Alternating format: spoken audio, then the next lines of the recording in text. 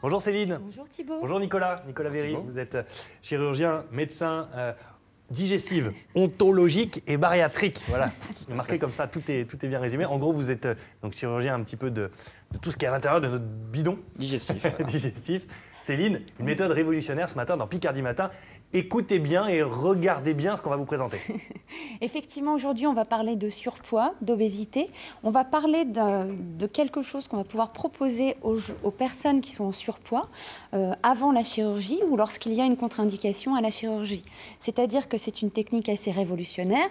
Je vais juste dire qu'actuellement en France, ça se passe dans 3 sites.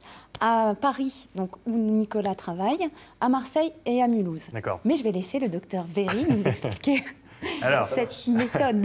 Nicolas, vous êtes venu avec le matériel, c'est tout simple.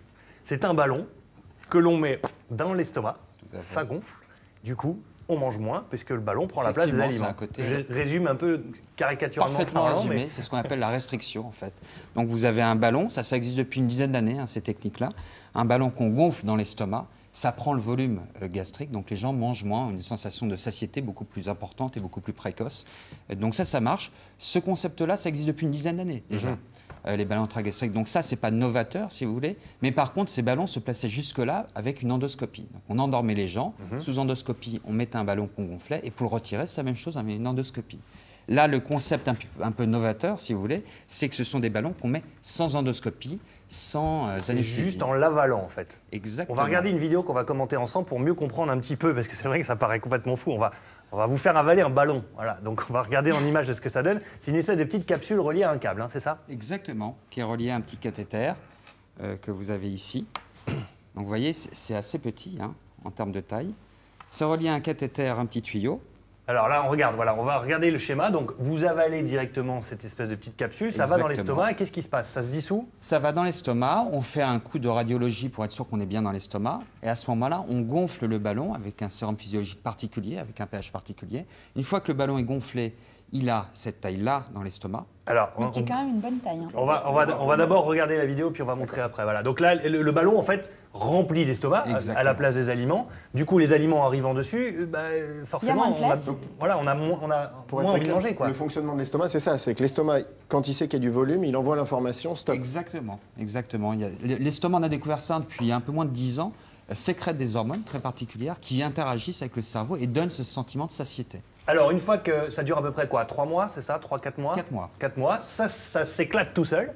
Ça se c'est dissout en fait. Exactement. Et ça part dans les intestins sans problème. Exactement. Ça, c'est toute la recherche qui est amenée à ça, c'est d'arriver à avoir un ballon avec une matière assez fine, qui soit complètement souple et qui puisse passer sans aucun danger dans les intestins. Et ce qui est révolutionnaire, parce que vous disiez que le ballon en soi n'est pas révolutionnaire, ça fait 10 ans, c'est qu'avant, il fallait donc endormir, donc c'était lourd, ça prenait du temps, c'était fatigant pour la personne. Là, c'est comme un médicament, je le prends tout seul et c'est simplement le fait de l'avaler qui va le faire descendre. Exactement. On fait avaler souvent avec un petit verre d'eau pour aider, mais on se coupe de toutes les procédures d'anesthésie et d'endoscopie qui sont potentiellement dangereuses. Alors on va montrer du coup maintenant à quoi ça ressemble. Alors l'espèce de petite capsule, donc c'est ça qu'il faut au départ avaler. Donc effectivement c'est un gros cachet, on va dire. Oui. On avale directement, accroché à ce petit cathéter qui est long comme ça, en fait, qui est extrêmement fin, donc qui n'est pas gênant. Et c'est dans ce cathéter que vous insérez du sérum Phi qui va gonfler le ballon. On le branche à une perfusion directement, qui est déjà précalibrée, qui a exactement la taille, le volume du ballon. Une fois que c'est gonflé, on tire sur le cathéter. On ressort le câble. Il s'arrache tout simplement. Il y a un système de valve en fait sur le ballon et le ballon reste tout seul comme ça dans l'estomac. Alors ça ressemble. Alors dans la forme, tenez-le comme ça, on va bien le montrer. Dans la forme, ça ressemble à un petit ballon rond. Ça ressemble à, excusez-moi, un peu le rapprochement, à une prothèse mammaire. C'est un peu l'idée. Mais c'est lourd surtout. C'est-à-dire que on a l'impression d'avoir l'estomac en fait rempli quoi. Eh bien, c'est le but, c'est le but. Alors au début, effectivement, ça peut porter une gêne aux patients qui sentent cette lourdeur, qui peuvent avoir des réactions type nausée, voire de temps en temps des envies de vomir. C'est les quelques premières heures, si vous voulez. Donc on a des protocoles avec des médicaments spéciaux, anti-nausées et ainsi de suite. Et après, les gens s'y font parfaitement. Au point qu'au bout des 4 mois, la plupart du temps, ils ne sentent même plus le ballon. D'accord. Céline, est-ce que ça correspond à un besoin justement? Est-ce que c'est pas un peu l'avenir là? C'est l'avenir. Ce qu'il faut surtout ne pas oublier aussi, c'est qu'en fait, cette prise en charge nécessite quand même un suivi particulier. On ne va pas voir le docteur Véry, on demande son petit ballon, et puis voilà, on est livré dans la nature. Non, non. Là, justement, il y a quand même un suivi diététicienne, nutritionniste et tout ça, puisqu'en fait, le but, c'est quand même de changer les habitudes. Ça va servir de starter, mais il faut quand même aussi un suivi, parce que sinon, vous comprenez bien qu'une fois que ça s'évacue, voilà, sinon on reprend du poids. Mais ça peut aider quand même à perdre une quinzaine de kilos, je pense.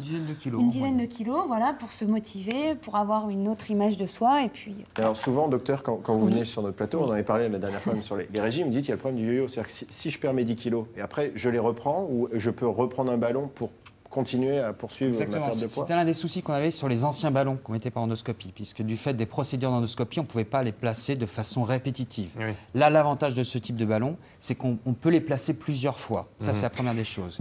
Et comme disait Céline, ce qui est important, c'est qu'il y a toute une prise en charge avant la pose du ballon et après la pose du ballon sur à peu près 24 semaines. Et l'intérêt aussi de ce ballon dans les 4 mois de son utilisation, on va dire, c'est surtout de réapprendre à mieux manger. C'est-à-dire qu'une fois que le ballon explose, si on n'a pas appris les bons gestes, on reprendra le poids qu'on a perdu grâce au ballon. Exactement. Donc c'est toute une pédagogie à adopter pendant 4 mois. Exactement, un peu comme la chirurgie. C'est le même concept que dans la chirurgie bariatrique.